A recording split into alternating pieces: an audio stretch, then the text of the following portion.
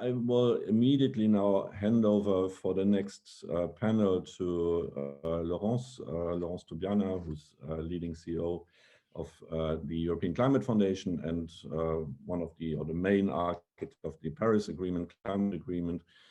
So very interesting to have, happy and proud to have you in this debate, and I will let you introduce the panel.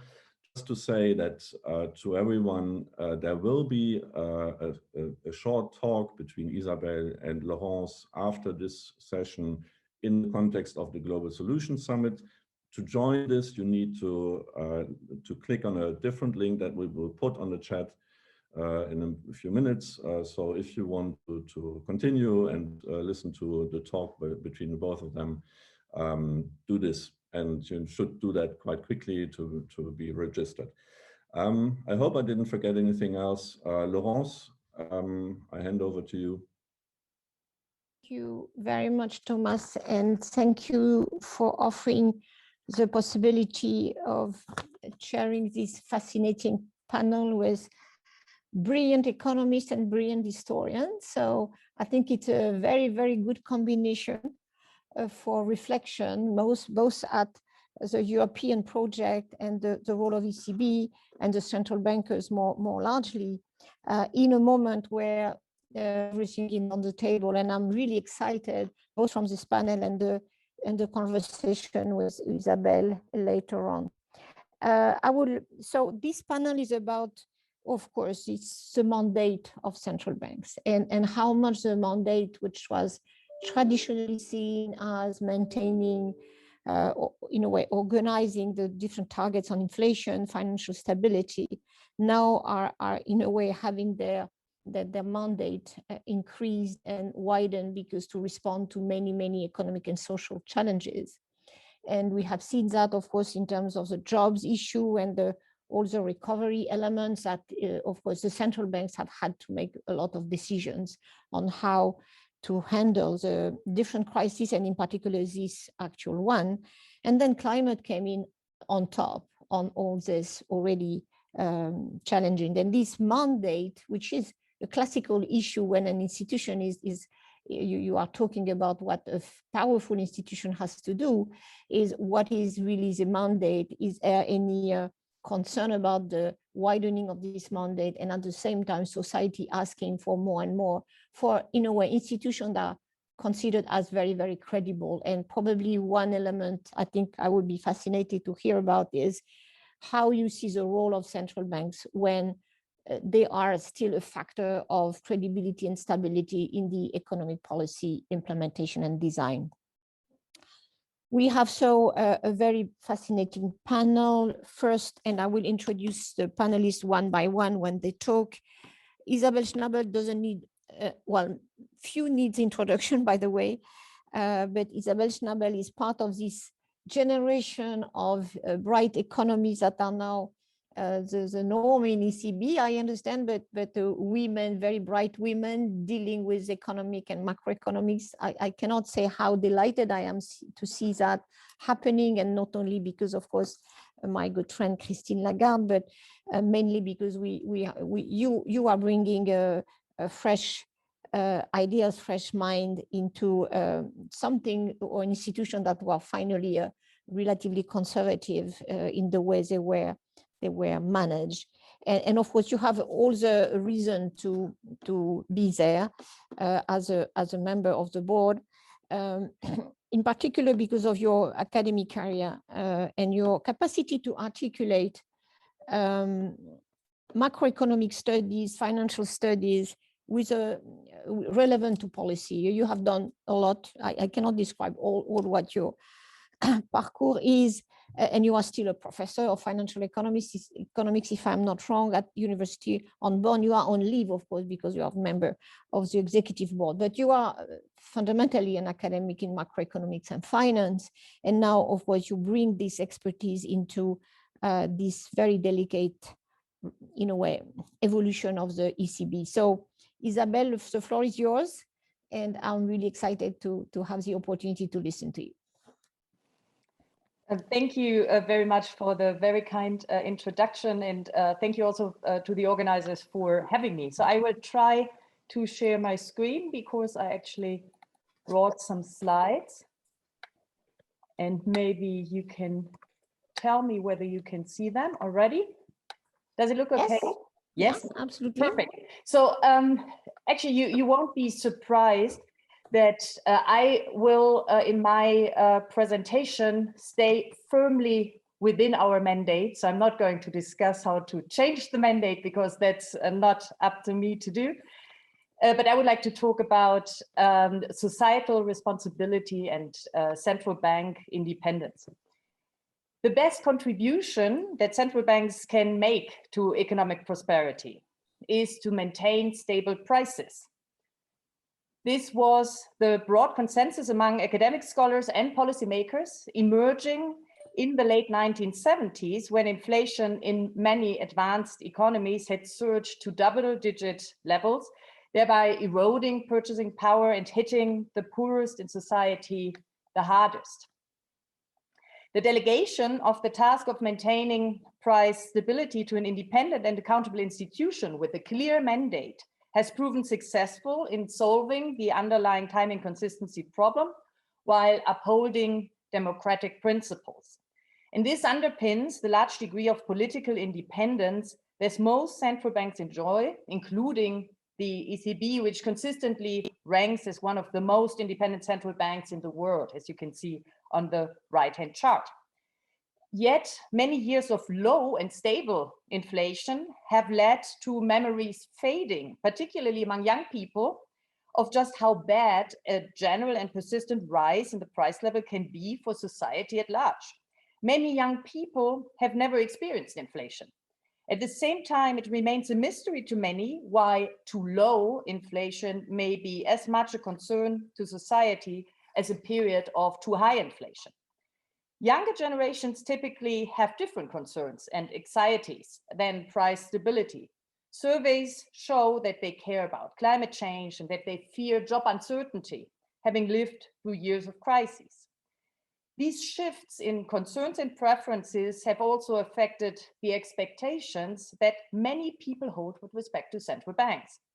In February 2020, the ECB launched its ECB Listens portal to gather feedback from the general public as part of our ongoing monetary policy strategy review. The non-representative results of this listening exercise indicate that many survey respondents assign high importance to the ECB, considering issues that go well beyond a narrow interpretation of its traditional price stability mandate. While about a quarter of respondents indicated that the ECB should focus exclusively on price stability, a significant number of respondents expressed the view that the ECB ought to play a more active role in tackling wider societal challenges, with the top priority given to climate change, as well as growth and employment, as you can see on the left-hand side of this slide. For most people, inflation today is mainly a concern related to asset prices rather than the prices of consumption goods. Our survey suggests that many respondents, and especially the younger generations, are particularly concerned about house prices, which are currently not part of the consumption basket that most central banks use to calibrate their policies. Such shifts in preferences and concerns have not been uncommon in history. Central banks' mandates, roles, and responsibilities have changed over time, but such changes were always hotly debated. When Paul Volcker took up the fight against inflation in 1979, he led the US economy into a sharp recession by raising interest rates to more than 20%. Volcker ultimately succeeded in bringing down inflation and in paving the way for a sustained period of economic prosperity. He proved that a determined and independent central bank can bring long-lasting gains to society by taking the heat and thereby gaining the trust and confidence of the public. Central banks today need to exhibit the same degree of persistence, courage, and commitment. As much as Volcker repeatedly and tirelessly warned of risks of too high inflation, central banks today need to explain over and over again why long periods of too low inflation are just as much a problem to society. If a large share of society tends to underestimate the perils of low inflation, then there is the risk of a gradual loss of support, trust, and confidence in the actions of central banks. Since the global financial crisis of 2008, a combination of adverse structural and cyclical factors jointly contributed to the rapid erosion of central banks' conventional policy space. As a result, central banks were forced to expand the set of instruments used to achieve their mandates. In the euro area, there's broad agreement among experts that unconventional monetary policy was necessary to shelter the economy from the dire consequences that years of subdued demand would have meant for employment, wages, and prices. And I'm happy that Holger also supported that view in his previous presentation. But these measures and their transmission channels are hard to understand even for experts. They remain inaccessible for a large part of society, in spite of all the efforts of central banks to communicate on their policies. As Andy Haldane put it, around 95% of all the words that central banks utter are inaccessible to around 95% of the population. The sheer numbers involved in today's central bank operations intimidate many people. The size of the ECB's balance sheet, for example, which is displayed on the right-hand side, has expanded rapidly in recent years. And if people do not understand what we do, they may not trust us that we are doing the right thing. Data from the ECB's Consumer Expectation Survey confirm that a better understanding of the ECB's tasks is positively correlated with trust in the institution. However, according to the Eurobarometer shown on the right-hand side, public trust in the ECB declined notably as of 2008. Only recently, trust has started to recover from the very low levels. Heated public debates about the broader distributional and societal consequences of unconventional policy measures are testimony to the looming distrust facing central banks today. Independent central banks cannot simply turn a deaf ear to the concerns of the public. Public trust is essential for the successful conduct and implementation of monetary policy. More so, I would argue that independence requires a central bank to respond to the concerns of the public and to carefully evaluate whether and how it may be able, within its mandate, to respond to these concerns. A failure to do so would risk nurturing what Yascha Mounk once called undemocratic liberalism, a system in which citizens feel that their political preferences are routinely ignored by unelected authorities. In a democracy, people have the power to express their discontent with the government at the ballot box, but they cannot elect a new central bank leadership.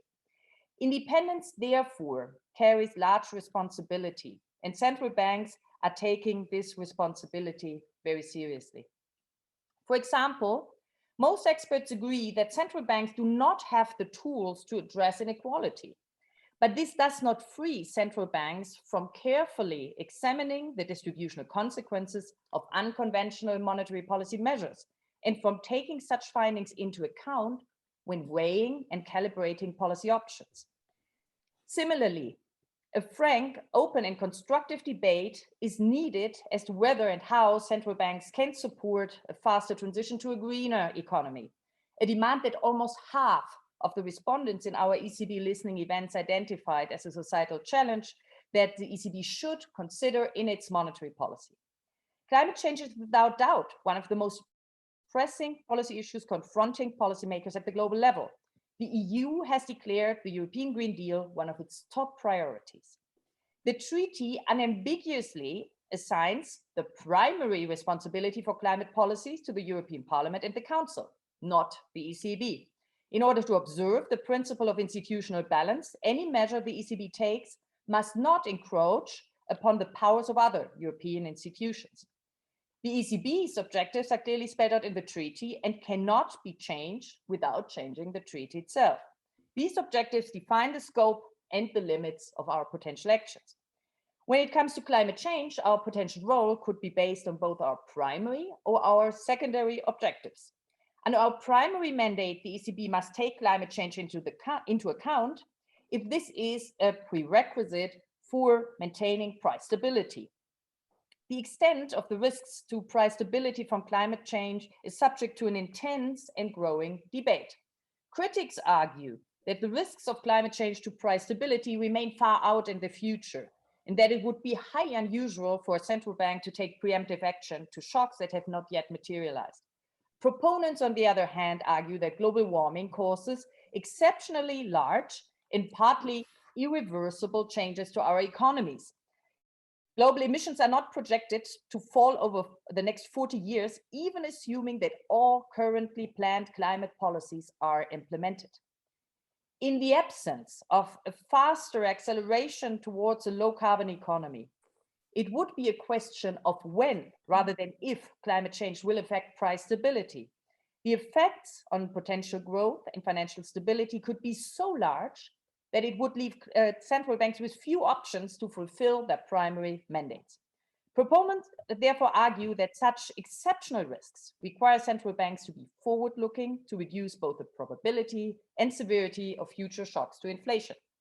Under our secondary mandate, the ECB has the obligation to align its monetary policy measures with the general economic policies of the EU, as long as this does not prejudice our price stability objective.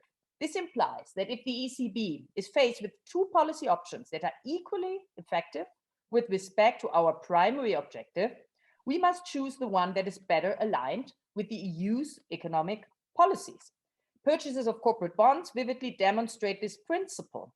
Given the high priority that European policymakers attach to climate protection, if purchases of two bond portfolios are deemed to provide a similar degree of monetary accommodation, but one of them has a smaller carbon footprint, then the ECB should purchase the portfolio with the lower footprint.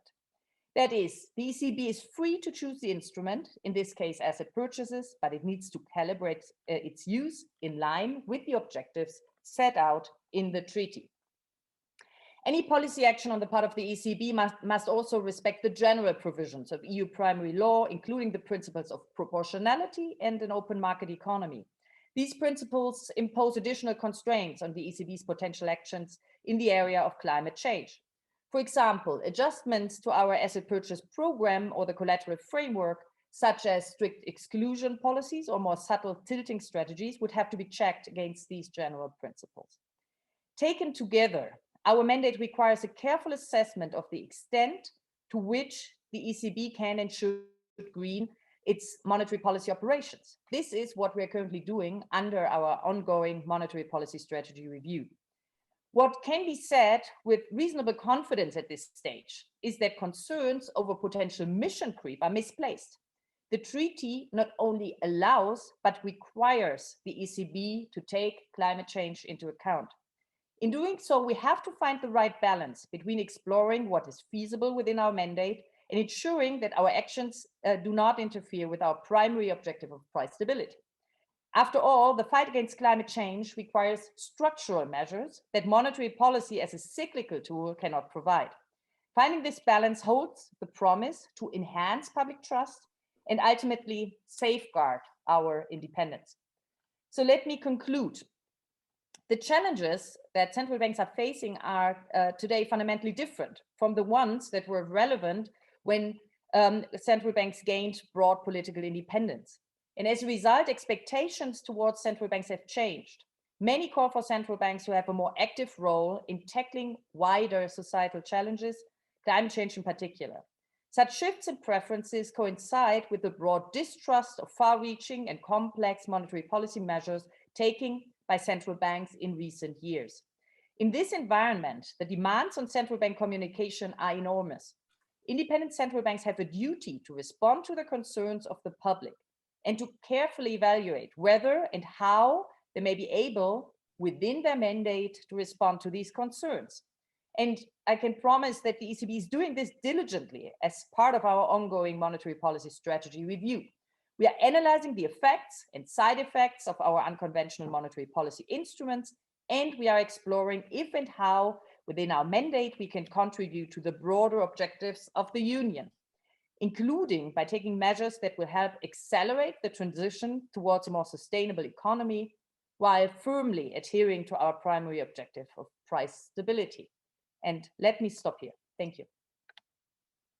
Thank you very much, Isabel, for this thorough analysis of what is consistent with the initial mandate, and finally recognizing and giving perspective on how, because of the climate change being a macro risk, that has in a way resonance and some calling for response, but specific response from ECB. That's very, very clear and very, very encouraging. I have now, and I'm sure you will have a very vivid discussion within the panel after the others' intervention. Adam Tooze is next, and he holds is a professor at Columbia University, a university, of course, I cherish as teaching and certainly will teach very soon again. He's a Shelby Cullum Davis Chair of History at Columbia University and serve as director of the European Institute. But Adam is speaking really on the world in general now, and I am passionately reading his paper, whether on the Green Deal on China or whatever. And so it is totally, and it's very good to have an historian talking to us about the central bank's role. Adam, please. Thank you so much, Laurence. Thank you, Thomas, for setting this up, and thank you, Isabel, for taking time to be part of this panel. I find myself, I've realized, in a rather peculiar position, which is that Moritz Schularick and I both wrote papers about this topic, but I'm far more interested in trying to talk to Isabel about what she's just said. And doing so places one in a slightly complicated position, because you're addressing somebody you deeply admire, who's clearly trying to push an important institution that you care about in exactly the right direction, who is, however, profoundly constrained by the role that she is in. We have, I think, to take absolutely seriously Isabel's starting observation, which is that I'm a central banker, I'm an ECB person. It's not my job to discuss changes in the mandate, though that is indeed what we want to do. And the history that she then offers is one which, from the point of view of a historian interested in political economy, is astonishingly contentious, frankly. It's a history which is clearly serving a purpose.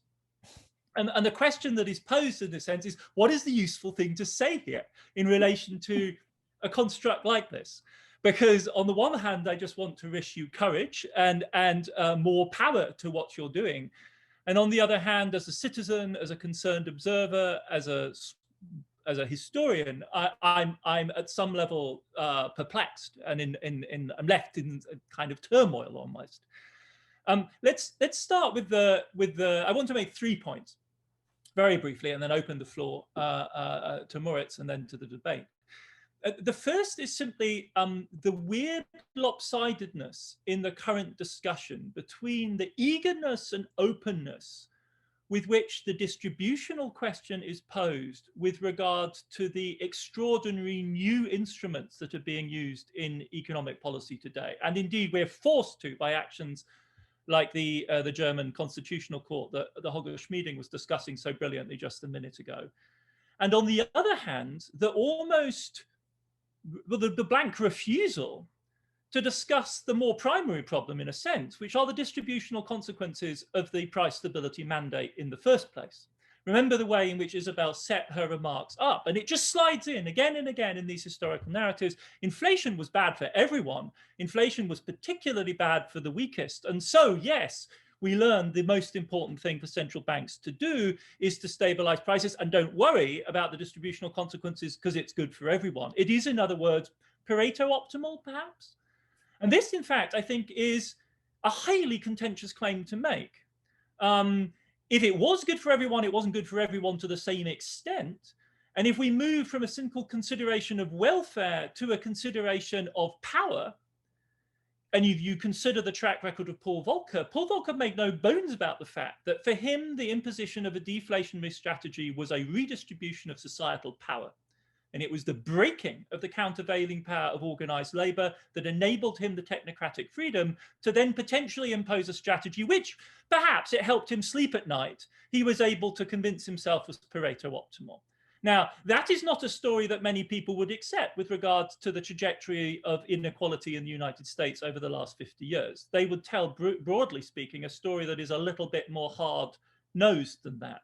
But that seems to be, as it were, an animating bootstrap for the current moment. The funny thing is, though, that when we get to the present period, all of a sudden the doors open, and yes, let's talk about distributional issues when it comes to the current measures that are being adopted right now. So there's a strategic lopsidedness here in which, as it were, a claim about distributional neutrality founds independence in the first place, and then, as it were, we concede that we need to talk about distributional issues later. I know Moritz wants to ride in on this as well, from his paper, I would guess, at least. And the strategic linking variable is something which didn't feature very large in Isabel's presentation, and will be my second point, which is that aside from what in the United States, at least, is treated as a duo, price stability and maximum employment. And let's remind ourselves, after all, that in our story of global central banking, the most important central bank in the world never, in fact, conformed to the cookie cutter model of 1990s central bank independence, which the ECB, in a sense, has embodied and then naturalized as the obvious state of affairs. The Federal Reserve, as a result of the persistent power of a certain sort of Keynesianism, but also as a result of the civil rights struggles in the United States of the 60s and 70s, enshrined maximum employment as a dual mandate. And that dual mandate is a social justice / racial justice prerequisite in the United States, has been honored in the breach by no one more than Paul Volcker, but recently has provided, if you like, what social scientists call a kind of redundant capacity for people like Powell, Yellen, and Bernanke to draw on to say, yes, we can do this too, and we're fully licensed to do it, to drive full employment on explicit social justice criteria, right? But the other third pole is financial stability. And that oddly didn't play much of a role in Isabel's presentation. Our eyes are all on the future now with regard to green, and that makes a great deal of sense. But if you look at the crisis of legitimacy of the ECB, where does it start? It starts in 2008. What happens in 2008 is a banking crisis. And if we're asking about the flywheel of inequality that certain sorts of unconventional economic and financial policy unleash, certainly in the US, where asset markets are so dynamic, and if we're thinking globally, that's the driver, right? It is the structure of the financial system as private finance and the massively unequal distribution of financial assets that creates the inequality problem that stems from QE. And QE is the policy we have to adopt because fiscal policy is blocked. And fiscal policy will be a more direct channel for addressing the inequality issues that are fundamental to all of us. Now, that, of course, is well beyond the scope of stuff that Isabel can comfortably talk about here in her current role. But that's my final comment in my last 2 minutes, is simply that I think the most important point that a historian can make, and it's one that Moritz made brilliantly succinctly in his statement, is that the one thing that we should not expect to be the case 20 years hence is that the mandate is what it currently is. If it were to be, it would be profoundly surprising. Mandates of central banks move over time dramatically. History with a capital H defines what central banks do if you look back over time. It was perfectly normal for most large advanced economy central banks to hold large portfolios of government debt through to the 1990s. Even within the Eurozone, this was quite normal. The current state of affairs is a historically contingent product of particular battles, which were power political battles in the 70s and 80s, not just simply Pareto optimal adjustments and the search for the best policy. And this is not something that Isabel can do in her current role, but the rest of us are called upon to pose this question now with real urgency. In other words, and this goes back to what Thomas said, if we do indeed stand at a moment of paradigm shift, then central banks are fair play. And if you look at what was going on in the 70s and 80s there, it's clearly not just, as it were, movements within central bank thinking, but a convergent variety of different forces, the liberalization of global capital markets, the freeing up of capital, financial engineering in its new form, the rolling back of organized labor and its power that created the conditions for the current paradigm of independent central banks. And the challenge for us now, and this is what I understand Thomas's project to be about and why it's so great to be involved in it, is that is the context that we that we have to create for the current moment. It is totally unreasonable to ask Isabel, certainly Isabel in her current capacity, to speak directly to that. But that is the challenge that the rest of us have to take up, surely, is precisely to spell out the historic necessity of that shift. If we take seriously, as say the German Supreme Court now is, the Dutch courts now are, the shareholders of people like Exxon now are, as we know, as of Wednesday, the horizon of net zero, then, as Naomi Klein said a couple of years ago, it changes everything. And that will ultimately have to include the explicit mandated purposes. And that is up for the politicians to do and for civil society. Thank you, Adam, and again, your perspective and trying, of course, to understand through the graphs that Isabel presented, all this credibility, in a way, crisis or concern after 2008 shows that looking at the mandate, but at the context in which this mandate has been elaborated, give a lot of lights on how to move forward. And I do think that, of course, what is valuable, and I'm sure Isabel will react after that and after Moritz intervention on again, how to understand or interpret the mandate, and then of course the avenues, which is not her job because she has to keep the mandate up and running and implementable, just how we change the context that will bring the new phase, which I recognize together with Adam that we are in. And remember when Christine Lagarde, when she was at IMF, began to say climate change is a macro-systemic risk, it meant things that we have to draw. What does it mean really for many professions, by the way, bankers, of course, and the central bankers. And I see, of course, the Bundesbank is asking itself what's the role, for example, but many more others. I would now like to invite Moritz Schularick. Moritz is, of course, many totally seminal papers. He's a professor of economics at the University of Bonn, which, as we see, is a nurturing of a very bright generation of economists. Everybody wants to go there now, certainly. And you're director of the Macroeconomic Macrofinance Lab and principal investigator in the DFG Excellence Cluster Econtribute, which seems really, it's a very interesting cluster of intelligence and economic thinking. So you are as well in the very center of all this discussion. So please, just we eager to listen to you after Adam, and then I think the discussion between you three will be really interesting. Please, Moritz.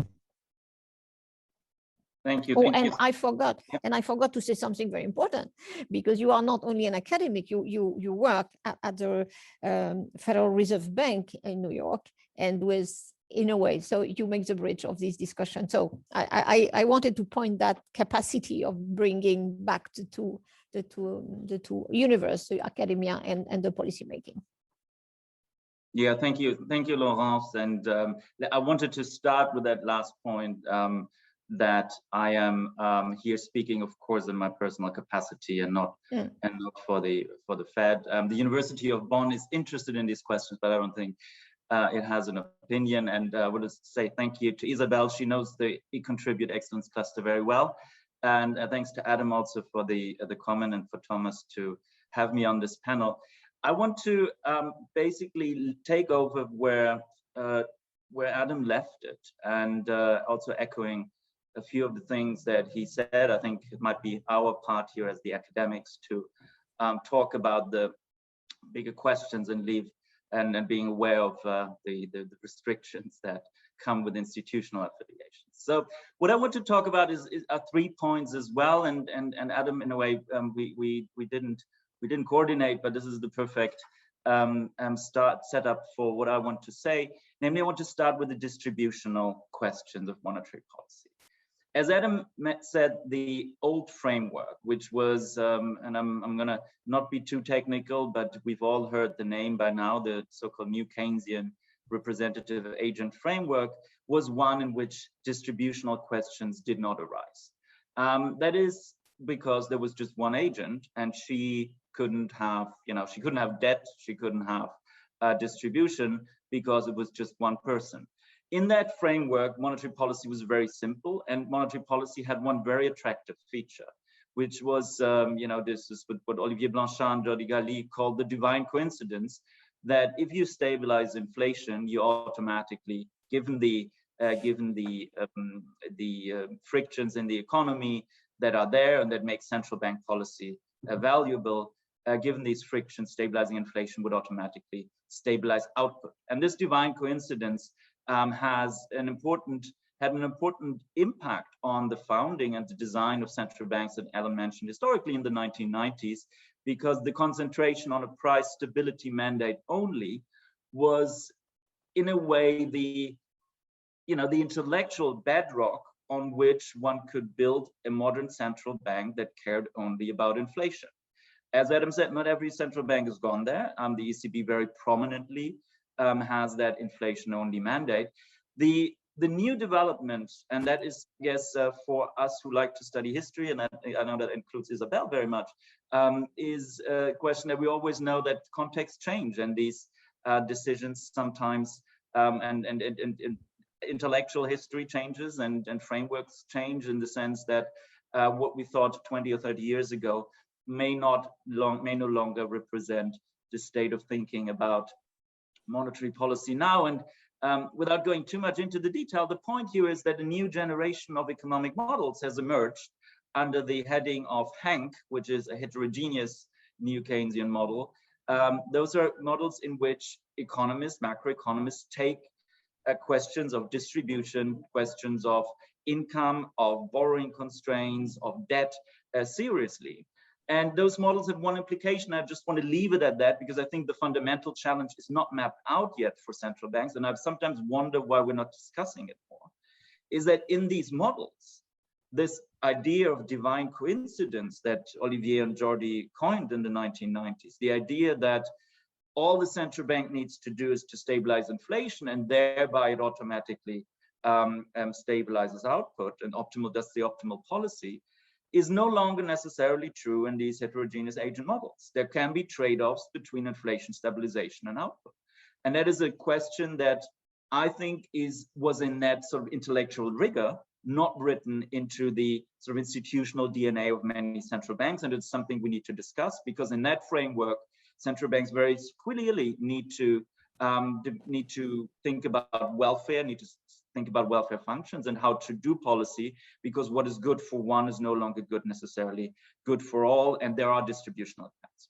Talking about these distributional effects for just a couple of minutes, there are two ways, and I think they're both relevant to think about this. One is the income side, and Mario Draghi gave a fascinating speech, I think in 2016, making a point that many central banks embrace today, that an accommodative monetary policy is good for employment. It is also good especially for marginal employment, for minority groups, for groups with low skilled labor that is marginally attached to the labor force. And the looser policy draws these people into these groups of society, these strata, into the labor market, gives them jobs, gives them income and a better life. That is the sort of the one idea where looser, more accommodative monetary policy is clearly having a sort of a progressive, pro-poor or pro-redistributional impact. And I think the studies that we have broadly confirm that, that the unemployment rate, for example, falls more at the lower end of the distribution than at the top end. The other side, however, is there's not just the income distribution, there is also a wealth distribution. And on that side, things go, unfortunately, in the opposite direction. And the one big question is how we should think about these contradictory effects, how we should think about these trade-offs. So to give you an example, standard estimates of how a monetary policy shock, an accommodation, a cut in interest rates affects stock markets and house markets would give you, there's some disagreement as usual in the literature, but I think many economists would say, like, yeah, 100 basis points interest rate cut leads probably to stock market increase of 5 to 10%, maybe 5% in the housing market over a certain multi-year period. So now what happens is that this revaluation of assets meets a very unequal distribution of these assets. Especially it meets a distribution of assets where the risky assets, also the duration assets that like housing, like stocks, or like long run bonds, are predominantly very, very concentratedly owned by the top of the distribution. So for example, in Germany, the top 10 of the wealth distribution own about 90% of all equity and all business wealth in the country. In other countries, the numbers are similar.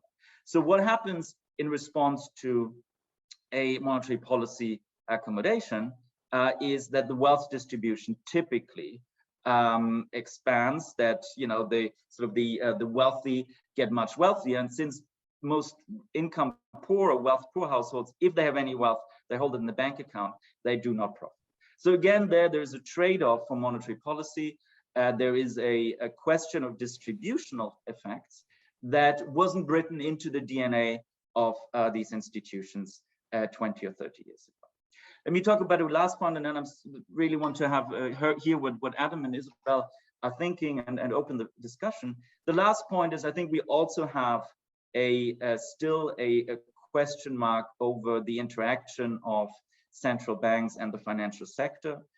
There's a lot of recent research. Let me just paraphrase that in the sense that we're using monetary policy rightly to stabilize the business cycle, also to stabilize financial wobbles, if I may call them that. But the question then is, by stabilizing and being the insurance for aggregate risk in the economy, does that invite more risk taking? Does that mean that we have an ever larger leverage pyramid buildup in the economy that makes it ever harder for central banks to do their stabilization job? So in a way, there is a time consistency question with regard to the financial response to stabilization policy that makes the economy less risky, but thereby also invites additional risk taking that central banks then have to insure again. And we get into potentially, at least that's what many papers now say, we get into a process where central banks have to run ever faster just to stand still. And I think what we saw last March, where there was not a financial shock, but a real shock, but that necessitated, again, very large policy interventions, was a very good example of that. Corporate debt levels generally globally had risen very strongly, and they have risen relative to GDP, relative to earnings, relative to income. So when that shock came, central bank rushed to the rescue and stabilized financial markets. Again, giving us a sort of an idea of that process where ever larger sort of leverage in the economy necessitates ever larger stabilization efforts by central banks. Let me leave it here. And I think these 3 points have become clear. Overall, I think there is going to be a lively debate in the future, not only about the climate change angle that is very relevant and important, but also about sort of more traditional central bank, so the more traditional philosophy that underpinned the central banking setup that we have lived with in the past 30 years, and as has been said before, mainly and very clearly in the European context.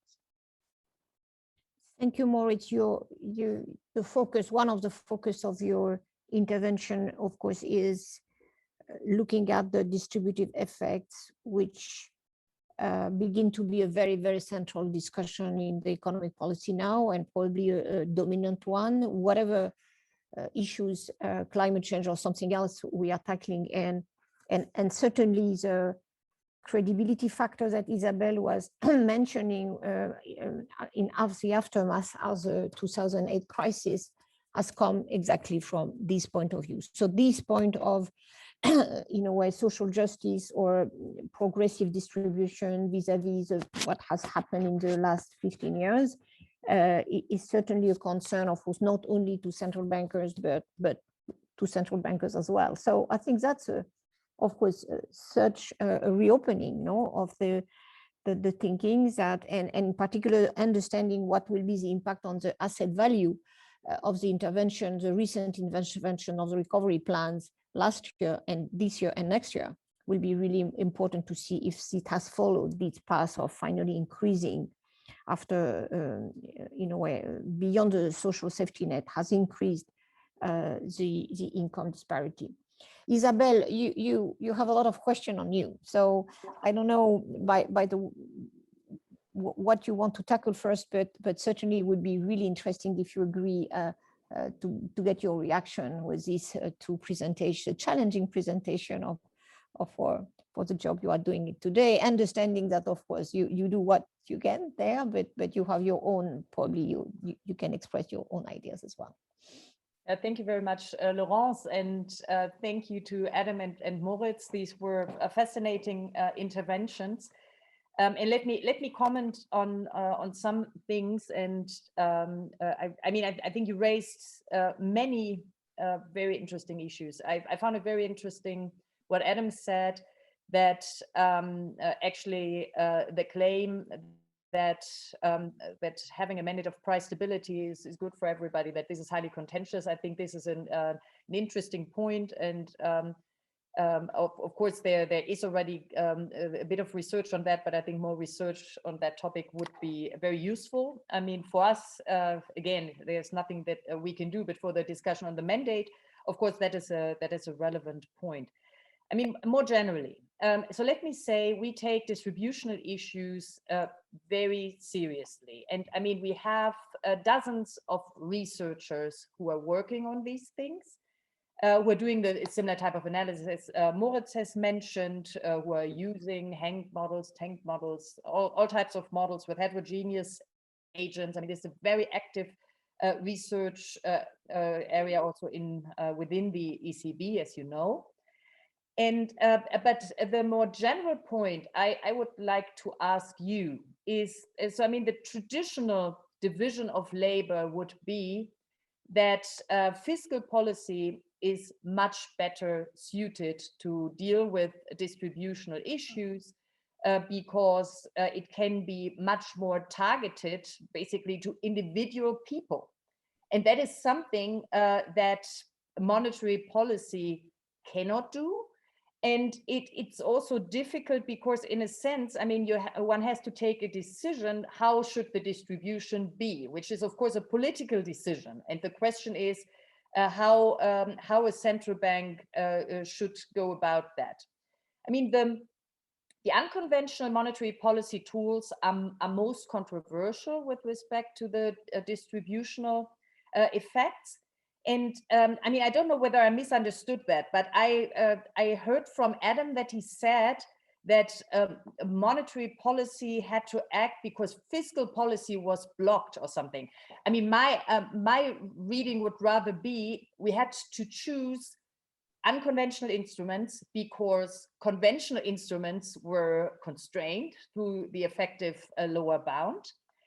And I mean, fiscal policy or in structural policy would have the opportunity to foster productivity and to provide for an increase in the famous R star, which would give us the conventional policy space back, which would allow us to use other tools. But there's very little that monetary policy can do about that. So I would say it's really, I mean, this is really fundamentally a fiscal and a structural policy issue in order to give back the policy space basically to the to monetary policy.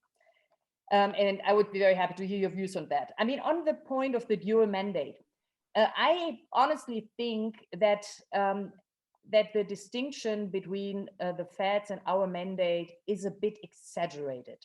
So it's not a black and white distinction. I mean, as you know, our price stability objective refers to the medium term, which is a way for us to deal with supply side shocks. So we do not need to respond immediately to supply side shocks, which of course would have consequences for employment. And so I really wonder, I mean, do you believe that the ECB's policy actions would be fundamentally different if we had a dual mandate? I have some doubts about that, but I would be happy to hear your views. On on wealth inequality. So our research shows that the effect on of the measures on wealth inequality is actually very small, and that what matters most for wealth inequality is actually is housing wealth. So in the end, financial wealth does not play the primary role. And actually, in the euro area, quite a few people own houses. And therefore, I mean, our analysis shows, but I know there's much more work to be done, that this is actually not, I mean, for the euro area, that this is not true, that there is this dramatic increase in wealth inequality. Of course, I'm aware of the fact that we have very little data about the richest people. I wouldn't be surprised if that if one would focus on the richest group, probably one would see more.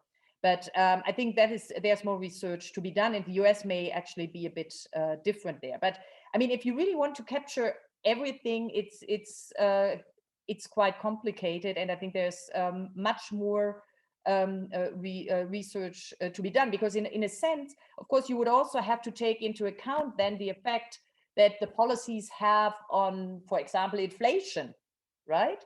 And take this into account, what this then has, or which effect this then has on wealth and so on. So it's quite complicated. And as we know, all distribution and analysis actually depend very much on the details. And I'm very happy about everybody who does research on this. And finally, on a topic that's of course dear to my heart, financial stability and the potential moral hazard. I mean, of course, I agree with the general principle that, or the general statement that Moritz makes. There's always this issue of moral hazard. Of course, financial regulation and supervision has to play a crucial role here, but we all know that this is not perfect and so on. And so this is, by the way, why also the ECB looks at this topic carefully, and we are aware of potential side effects with respect to financial stability. So our policies, and this is also one topic that we're looking at in the strategy review. One point where I would not agree is that March of last year is a very good example, because I would say this was really an unexpected shock. And so I would say that moral hazard for that particular shock maybe did not play a major role. I would also like to stress that, of course, I mean, it's very good to have a central bank that can have this stabilizing role. And so we have to, of course, to weigh the pros and the cons. And it would, of course, be crazy to give up on the stabilizing role. It would be much better if we could deal with the moral hazard issues on the regulatory and supervisory side. But let me stop here. Thank you, Isabel. I'm sure that Moritz and Adam would like to react, and please do so. And whoever wants to start, and then maybe we can go for some questions. I know that Harold James has a pressing question, but Moritz, do you want to start, or Adam, do you want to start for, again, rebouncing on Isabel's points? Happy for Adam to go ahead. Bon, d'accord. I'll be Okay, so Adam, go. Thank you very much. I'll be super brief in that case. I think, Isabel, I take your point about the blurred distinctions between the ECB and the Fed, but I put that down to the enormous creativity of your generation of EC bankers. And you found incredibly clever. These things are endogenous, right? Faced with the obvious dysfunction of not having a dual mandate, the ECB has found clever ways around that. So right now, it would in fact be quite difficult to specify how your policy will be different, because you are effectively using the price stability mandate symmetrically. You're saying deflation is the great fear, and we'll do anything that it takes to prevent that. And that is tantamount to a kind of weak version of a dual mandate. But I'm a historian, and I can point to several instances in 2008 and 2011 in particular, where I think a dual mandate might have been binding and might have changed your policy. But that's not fair to put in your direction. You are part of the, to my mind, contorted efforts of Europe to come up with a functional, macroeconomically literate central bank. And as speaking politically and worrying about the future, I'm concerned about the future, and I would love you to have an explicit dual mandate such that when push came to shove, you could balance the trade-offs differently from the way in which you currently have to. And I think the same point I would make about fiscal policy. I mean, I think it's chicken and egg. One can either tell the story the way I was telling it or the way that you chose to tell it. But I think, again, and this is, as it were, the ultimate hot potato in Eurozone terms, your actions, we can phrase them any way we like, right? We can describe them in terms of pursuit of your price stability mandate, but they enable fiscal policy in 2020. And free fiscal policy to respond, because you remove and you relieve the pressure of a bond market panic. Now, I know that you will say and go to your graves arguing that you're doing that in full pursuit of price stability and financial stability. The consequences for fiscal policy are very real, and they avoided last year the real disaster that we could have had. The third point I would make is that I would simply ask you about March 2020. I think the moral hazard formulation of this is trivializing. I don't think the problem is, as it were, that through your structural commitments, you encourage bad behavior systematically. It's more that through your interventions, you enable financial capitalism to just do its thing, which is very smart people come up with new ways of managing risk, they think, and making more money. And then they do, and then something goes wrong and you bail them out. And then they go back to doing that. I don't think of that as a sort of cynical moral hazard. They will bail us out, therefore we do it. It's just that you functionally enable it over and over again. And the key points, and one, the ECB has done great work on the investment funds. It's quite clear, I think, that the investment fund sector in Europe, as in the United States, was taking very considerable risks on a market they assumed was bomb-proof. And then as these markets turn out to be, just wasn't as bomb-proof as they expected. And because it was the treasury market, ultimately, you had to act. And when you did, that then also opened the door to fiscal policy. So I think I share this, Daniela Garbo's on this panel, or on the panelists, she and I share this sense that we're in a kind of house of mirrors right now. You are doing radically transformative things because you have to, but there's a sense in which what we need to do is come to consciousness and be explicit about the fact that these things are happening, because we are, as Moritz describes it, like it or not, harnessed to a very dynamic beast, which is financial capitalism, as somebody like Schumpeter quite powerfully described. And that's the business we're in, continuously mending, fixing, patching, keeping up with that. And it does require us to run to stand still. Thank you, Adam. Very strong point. Moritz, please. May I just very quickly ask a follow-up question to Adam. So on your second point on fiscal policy, what would be your solution to that? Would you make it, I mean, would you ask for an explicit, obligation of the central bank to monetize public debt, or what? Oh, we wouldn't call it monetization, because we know that's a scary word. We would just short circuit your complicated roundabout argument that to preserve the efficacy of your monetary policy tools, you have to ensure the bond market functions normally, or that contorted construction the Banca d'Italia, I think, first came up with in 2011.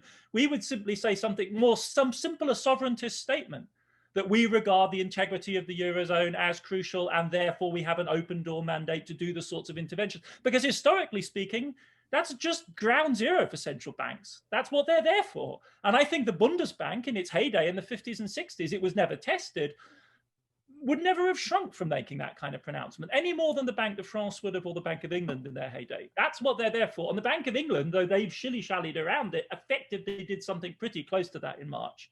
And depends which interview of Bailey's you read, but there are several of them where it is a sovereigntist statement of that type. And that's what's buried in Draghi's statement in 2012 as well, right? We are here, we're committed to this project, don't test us. But you're more talking about the OMT type of intervention, not so much about asset purchases as such. I mean, like the... Well, but they run together, right? I mean, they in the end, it's you buying things in the market. And furthermore, the question is, what message do you send to the market actors? And Haldane has spoken interestingly about this too. Thank you, Adam. Moritz, please. And yeah, this is such a fascinating discussion. I don't want to take it away from there almost, but I think just responding quickly to Isabel, I think we're very much on the same page. My point was trying to say that I think we are aware that the setup that we have now, although we think it's always been, we don't think it's always been there, but it's a mindset, it reflects the mindset of a particular historical moment. Adam talked about this very, very nicely, and I think we've moved on to some degree intellectually from that moment to a moment now where we see trade-offs that we didn't see before in that explicit and also like intellectual clarity. One is the distributional trade-off. You mentioned fiscal policy. Yes, it might well be that for optimal policy that you do in a central bank, you need some kind of fiscal co-policy, because the policies that the central bank takes make certain parts of the population worse off. And to get really to social optimum, you need taxes to change, because you can't do that with monetary policy. So I think that statement alone is a very big statement, because it means you cannot, central banks cannot kind of work completely separately from if that you know, the research and all these new ways of thinking become a little bit clear, but that comes through, cannot operate just separately from fiscal policy, but you need some kind of coordination. The second point is I want to make is, I think Adam also mentioned it in his last point, is like the idea that, or the fact that central banks always transmit policy through financial markets. That's how monetary policy works. Means it always acts upon sort of against the background of a given distribution of assets, because what financial markets are is eventually assets that are there, that are accumulated in the past, that reflect certain accumulation processes and savings processes that have been done. It reflects a historical societal distribution of assets. And going in there and changing the prices of these assets through what channels ever is in a way always going to work through is always going to have a distributional aspect. And it's always going to be in a certain way. It's almost going to be, you know, it always has a conservative element almost, because it acts upon an existing and potentially also it conserves a pre-existing distribution. Let me just make this clear what I mean by this. Like, does monetary policy have to work through financial assets? I mean, there are ideas out there where people say, like, why don't we all have an account at the central bank? And if we go in a recession, you just transfer everyone 100 euros. That would be a way how we do monetary policy. We have the same, of course, that's complicated and we don't know. We need to estimate the effects and all of that, and there's uncertainty. But that is a way to, you know, increase the money supply in a way that does not transmit through financial markets and through the pre-existing distribution of assets. That will always be like a friction when you care about the transmission to the real economy, essentially because what's traded in financial markets is so highly is unequally distributed to such a high degree. So I think these are ideas where we now at a moment we're thinking about trade-offs that just went there 30 years ago, and when new ideas are emerging almost by the hour. That was sort of, yeah, thank you. That's really fascinating to see the bubbling of new questions, new ideas, and in a way challenging Isabel on the necessary coordination, or at least a minimum one, between fiscal policy and monetary policy when you have 27 decision makers on fiscal policy, and which I suppose the coordination on that side is not evident, but would be interesting to look at for the next year. And I think it's a very interesting field of question understanding, and what kind of the message, looking at in a way the discussion of the Commission with the recovery plans, we could see what kind of fiscal policy is consistent with the evolution of all our institutions. So I'm sure Moritz and Adam and you, Isabel, you would provide many more ideas. I'm very curious. It's a very fascinating period, by the way. And so at least intellectually and politically, it's fascinating. Just before, there are, of course, very good participant to that panel, and I know that Harold James yesterday had a fascinating question, and you, I think Moritz or Adam, I don't remember, mentioned Daniela Gabor in. So I would be happy to call for them if you want to pose a question or make a point, and ask Thomas maybe to see if there is any more question before a wrap up that you three you could do. Harold, can you come in? Oh, yes, thank you so much. Very, very fascinating discussion. I had a really much more limited question on the price stability discussion. But I would, if I may, you're asking me to put the video. Thank you. I had a question on the discussion that you've been having, because it's a discussion, if you think about the inequality story, It's a discussion about the labor market as well as about the asset market. And we started with that, and Adam talked about the labor market. And that really relies, I think, very much on discussions of the Phillips curve and the way in which the Phillips curve shifts very dramatically. And if you go into the 1970s, and one of the reasons that the 1970s is such a disaster, and I thought Isabel was quite right in starting off from the 1970s and say you don't want to repeat the 1970s. With very high rates of inflation, what happens is that the Phillips curve becomes almost horizontal. It isn't a curve anymore. And that's not the situation that you have today, but you can think of circumstances in which the Phillips curve will shift again. And so I think one of the things that you have to think of in the central bank is that the circumstances can change very, very abruptly, and the behavior of the labor markets and their response to price signals changes. But my question really from yesterday was a much more limited one. And it goes to the discussion of the climate change issue. At the moment, one of the confusing things for central banks is that there are very dramatic price spikes, and mostly we assume that they're just temporary.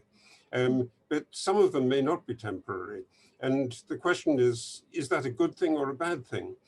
So, for instance, if the price is going up for computer chips enormously, well, that gives a signal that there will be more production of computer chips, so the markets react to that. But if you think of energy prices, the story is that energy prices are going up, transportation prices are going up.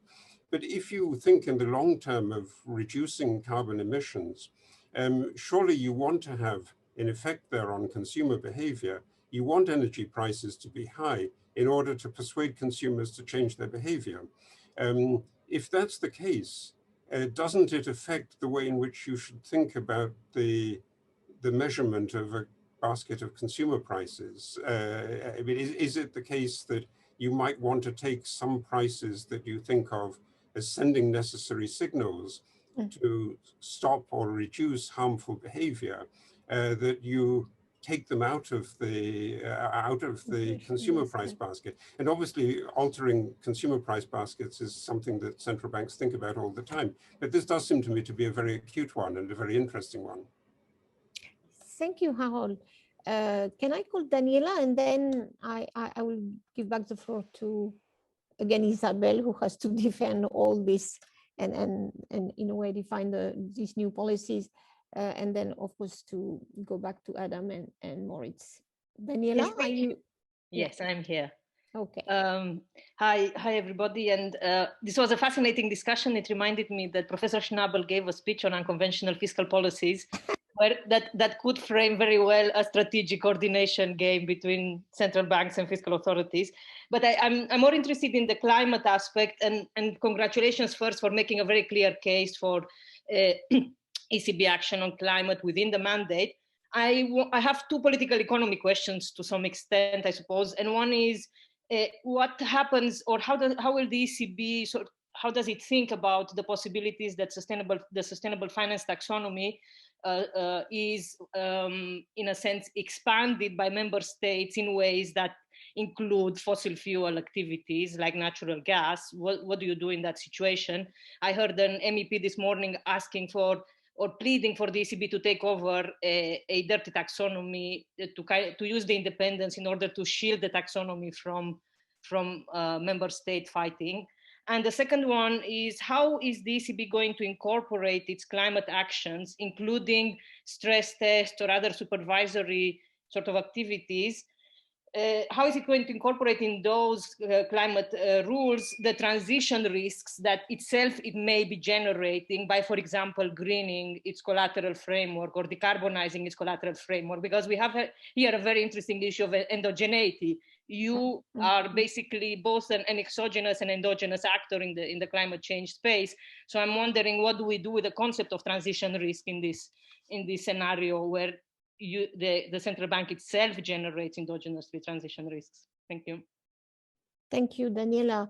Again, the main question were addressed to you, Isabel. So on the consumer basket, and now, of course, on this element of taxonomy and regulation, which probably in our conversation later on, I would be happy to come back on. And thank you, Daniela, to have signaled that, which I think are very interesting elements, because again, the signal that central bankers are giving to the financial markets, just of the short term and the long term, in my view, are really very central for all these Paris agreement implementation. If they don't do that, I think that will be very difficult. So Isabel, how you react to these two questions, and maybe you want to open another fields of discussion?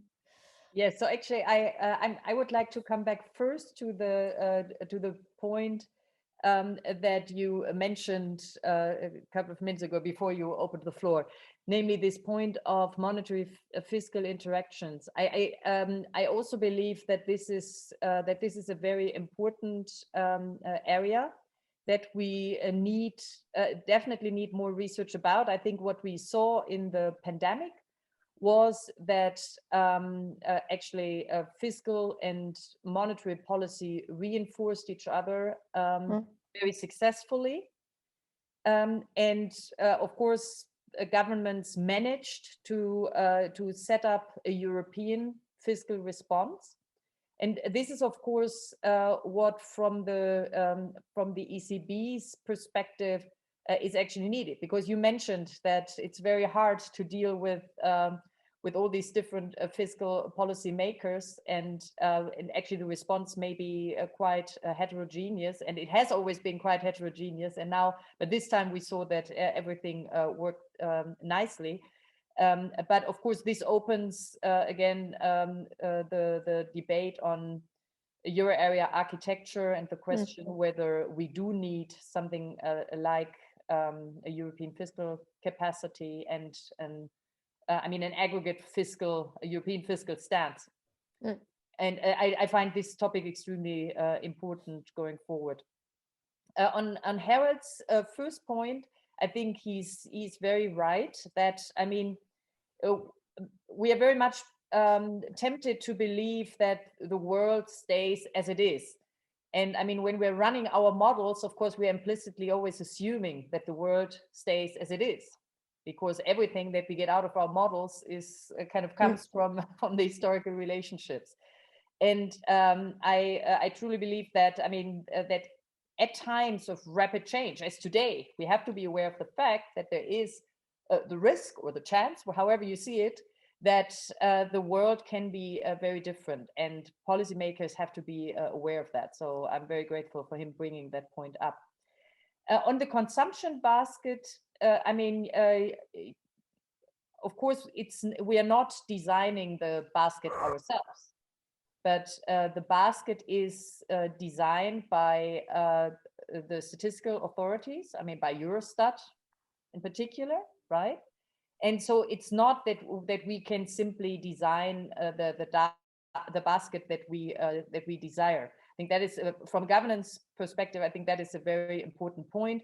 One that will also come up with respect to house prices. So in case the ECB comes to the conclusion that it would be important to better capture the costs of owner-occupied housing, I mean, it's not that we could simply do that, but one would have to go back to Eurostat and start a lengthy process in order to see what comes out of that. I mean, conceptually, I think the question that James asked is a very important and difficult one. I mean, kind of the trivial answer is that, I mean, the consumption basket is supposed to capture the actual consumption of the population, and therefore one cannot simply take something out. I mean, what the ECB can do, that it can try to understand what's driving inflation, and then ask whether, I mean, whether this is something that we should counter or not. I mean, this is something that we are, of course, doing all the time, and this is related to the discussion about demand versus supply side shocks. But I think this is something that we should consider more carefully. On Daniela's question, I mean, two very fascinating questions, and I must admit, I we need to do more thinking about it. I mean, with respect to the taxonomy, of course, will never be perfect. And I mean, given all the controversies that we are facing about our actions in the area of climate change, it seems to me that it would be very difficult if we started to design our own taxonomy. So in the end, I think it's really governments and then the Commission who have to deal with this issue of greenwashing. I mean, we more or less have to take that as a given, I'm afraid, even if we knew that there were issues that we may not consider appropriate, but that's not a decision for us to make, I'm afraid. So there, I think we would get into difficult territory. The endogeneity of our actions with respect to transition risk is a very interesting question, and we haven't really dealt with that. I mean, I would say that probably relative to the transition risk that we are having from political action, maybe our contribution is comparably small. But we should think about that. But I cannot give you an answer at this point. But I will feed that into our discussion processes because it's a very important point. Thank you very much, Isabel. I would be happy during the last 15 minutes and maybe Moritz and Adam can display what could be, and again, these forums that Thomas has organized over the years is really bringing again and again the necessity to look for different assumptions, different views on the economic side, and if I may say so, the greening of the macroeconomic, in a way, discipline, both institutions and the research and most of the papers is still very, very difficult to obtain. And together with the issue of this income distribution, social justice that Moritz was referring to. So in your view, what could be the next step, both in research and policy discussions, that could be important in the next months and years, where we will see again a new phase of public investment? I understand that most of countries are preparing for revised, or at least when they can, more public, really more public investment, together with, of course, with the enormous amount of resources that the European solidarity in a way has created. Just look at these 249 something billion that are just lending in the Italian economy. So, and supposedly to be really for developing this ecological transition and dealing with climate neutrality economy. So I would really be happy and understanding that the problem of distribution is absolutely central for all reasons, that every policy that is finally has a regressive effect will face a very, very strong backlash, which in the political situation we know, of course, something we have to look at, and it's a fragile situation of democracies and political stability in almost countries of Europe. Just wanting to know, Moritz and Adam, what you advise as a research, development, or policy discussion we should handle. I don't know who wants to start. Moritz, you should start. Well, thank you. I mean, I've sketched a little bit of the research agenda. I think that many people are pursuing, and Isabel mentioned that's obviously something that also at central banks is very much in discussion. So how do we think about the effects of monetary policy if and when we start to think about the distribution of the population being much more complex and people being differently affected by all kinds of things. So I guess the simple idea that there's just one interest rate that everyone can borrow and that's all you need to know to think about monetary transmission is one that we don't believe in anyways anymore for like a long time now. And there are various channels, and we want to understand how they each impact on the distribution. I think my main point would be, and Thomas is asking us to be short, which I'm happily do, I think there will be new ways to think about the example I just mentioned, where we should just keep an open mind, maybe to find new ways of dealing with the rigidities. And I'm just finished work on a paper that actually makes the point how important central banks are as lenders of last resort. But I think we're also at the moment where a lot of these cross currents come together, and we need to think hard about how central banks interact with the financial sector, how they interact with distributional questions, and with the government. So I wouldn't be surprised if in 20 years from now, the framework for central banking looks very different from what it is now. Thank you, Moritz, and for the concise and very precious points. Adam? I think for me that the essential point and why this conversation is so important, and it goes back to something you said, Laurence, is that we have to abandon any hope of normalization. Normalization should not be on our agenda right now. We are in a broken situation. We are playing for time. We need to run even faster than we currently are, not to stand still, but to somehow get to a place of stability. And I think widening the awareness of that and figuring out its implications for every area of economic policy, abandoning, therefore, and this is where I would say fundamentally different for somebody but like Harold, abandoning the certainties that came out of leaving the 70s behind, recognizing the radical nature of the situation that we're in is the essential prerequisite. Because time, we take the climate clock seriously, time is running against us very fast. Thank you very much for all these. Thomas, do you want to add something on because you have been through all this discussion these 2 days, and maybe just draw some lessons out of it? But maybe Isabel, you want to, I know we will continue the conversation in 5 minutes, 10 minutes, but of course, I would be super happy if you would like to add something, and then maybe give Thomas a chance to make some remarks. No, it's fine. Thank you. It's fine. Okay. Thomas, do you want to, withdraw? Okay. Yes, as I knew that we will have not so much time between the two sessions, I did the wrap up of our event before the session, so I'm fine with that and happy to continue the discussion in a minute. And thanks for all who have joined this amazing discussion. You will all find the inputs, the contributions, the whole video on our website in a few, hours, maybe 1 or 2 days latest. So if you want to have a look at that, join. And for everything else, we will put on our website what we discussed in the last 2 days. So thanks again. Thanks, Laurence, Isabel, Moritz, Adam, Holger Schmieding again. And yeah, see you soon, hopefully in real.